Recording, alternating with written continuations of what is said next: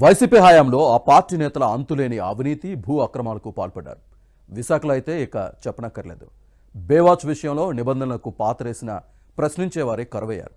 విచారణలో అక్రమాలు నిజమని తేలినా ఇప్పటి వరకు చర్యలు ఎందుకు తీసుకోవడం లేదో ఎవరికీ అర్థం కావడం లేదు.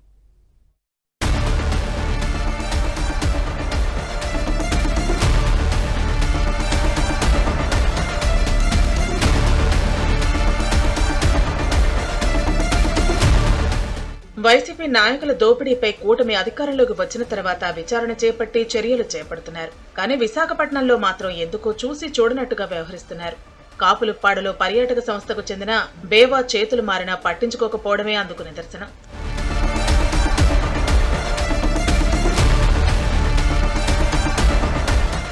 ఏపీ పర్యాటక అభివృద్ధి సంస్థ ఒకరికి దాన్ని లీజుకిస్తే వారి నుంచి వైసీపీ నాయకులు సబ్లీజుకు తీసుకుని గత 5 ఏళ్లుగా నిర్వహిస్తున్నారు.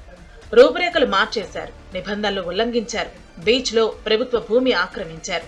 అవన్నీ విచారణలో 5 నెలల క్రితమే బయటపడినా వారిపై ఇప్పటి వరకు ఎటువంటి చర్యలు లేవు.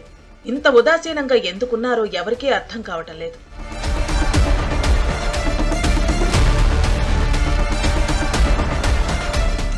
భీమిలి మండలం కాపులుప్పాడులో తొట్లకొండ ఎదురుగా బీచ్ లో సర్వే నెంబర్ 314/Pలో 2.16 ఎకరాల విస్తీర్ణంలో పర్యాటక శాఖ నిర్మించిన beach front and shacks bay watch ను 2017 ఆగస్టులో DVVLN మూర్తికి ఏపీ టీడీసీ లీజుకు ఇచ్చింది. ఆ ప్రాంతం కోస్తా నియంత్రణ మండలి 3లో ఉంది. శాశ్వత నిర్మాణాలు చేపట్టకూడదు. అందుకే దాన్ని వైసీపీ అధికారంలోకి వచ్చాక 3 నేతలు కలిసి సబ్లీజుకు తీసుకున్నారు. అది చేతులు మారిన తర్వాత వెనుక ఉన్న బీచ్ లో 40 సెంట్ల భూమి ఆక్రమించారు.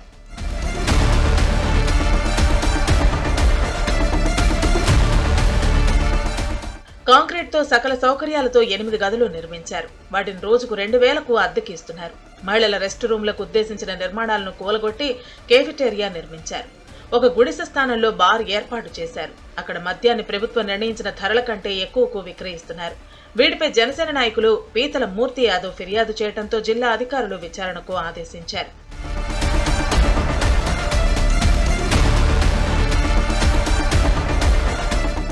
గతేడాది సెప్టెంబర్లో జిల్లా పర్యాటక శాఖ అధికారిని జ్ఞానవేణి బేవాచ్ కు వెళ్లి విచారణ చేశారు. ఫిర్యాది మూర్తి యాదవ్ ను రెస్టారెంట్ మేనేజర్ ను లీజుకు తీసుకున్న మూర్తిని పిలిచి మాట్లాడారు. మొత్తమంతా చూసి పర్యావరణ అనుమతులు తీసుకోకుండా కొత్త నిర్మాణాలు చేపట్టినట్టు నిర్ధారించారు. మండల సర్వేయర్ తో సర్వే చేయించి 40 సెంట్లు బీచ్ వెనుక ఆక్రమించి దాన్ని ఉపయోగించుకున్నట్టు తేల్చారు. అనధికారంగా స్విమ్మింగ్ పూల్ నిర్మించినట్లు గుర్తించారు. అలాగే పార్కింగ్ ఏరియాలో బాక్స్ క్రికెట్ నిర్వహిస్తున్నట్టు నివేదికలో పొందుపరిచారు. సిఆర్జెడ్ నిబంధనలు ఉల్లంఘించినట్టు తేల్చారు. వైసీపీ ప్రభుత్వంలో వైసీపీ నాయకులు జీవీఎంసీ ఫ్లోర్ లీడర్ బాణాల శ్రీనివాసరావు, వైసీపీ నగర మహిళా అధ్యక్షురాలు Pedadi Ramanakumari, GVMC co-option member Bera Bhaskar Rao, YCP నేతలు ఏవైతే 3 ఉన్నారో ఈ 3 చెందినటువంటి సంస్థకి సబ్లీజ్కి ఇవ్వడం, అదేవిధంగా నిబంధనల విరుద్ధంగా వీళ్ళు మళ్ళీ సబ్లీజులకి ఇచ్చి కొన్ని లక్షల రూపాయలు టూరిజం ప్రాజెక్టులో అక్కడ పెద్ద ఎత్తున అవకతవకలు జరిగినాయి. సిఆర్జెడ్ ఉల్లంఘనలకు ఏం పాల్పడ్డారు, దాని పూర్తి స్థాయిలో నిబంధనలకు విరుద్ధంగా ఏ నిర్మాణాలు చేపట్టారని చెప్పి నివేదిక 26వ తారీఖు లోపల కోర్టుకు సమర్పించమని కోర్టు వారు కూడా చెప్పారు. కాబట్టి ఖచ్చితంగా వైసీపీ నేతల కబందాస్తాల్లో ఉన్నటువంటి బేవాచ్ అనేటువంటి టూరిజం ప్రాజెక్టుని పూర్తి స్థాయిలో దాన్ని రద్దు చేసి ఏపీ టూరిజమే నిర్వహించాలి, అర్హులకి ఇవ్వాలి.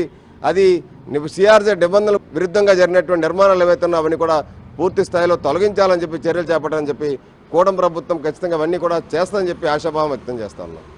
కారణం ఏమిటో గానీ ఈ బేవాచ్ ని వారు సబ్లీజుకు తీసుకుని నిర్వహిస్తున్నట్టు నివేదికలో ఎక్కడా ప్రస్తావించలేదు.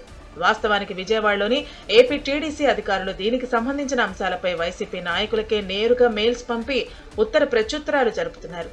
కానీ విచారణాధికారి ఆ విషయం తొక్కిపెట్టారని విమర్శలు వస్తున్నాయి.